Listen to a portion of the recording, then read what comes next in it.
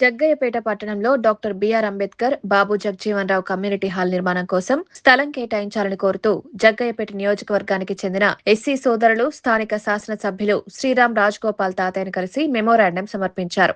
నగర్ పాత గురుకుల పాఠశాల స్థలాన్ని కమ్యూనిటీ హాల్ కోసం కేటాయించాలని ఈ సందర్భంగా విజ్ఞప్తి చేశారు.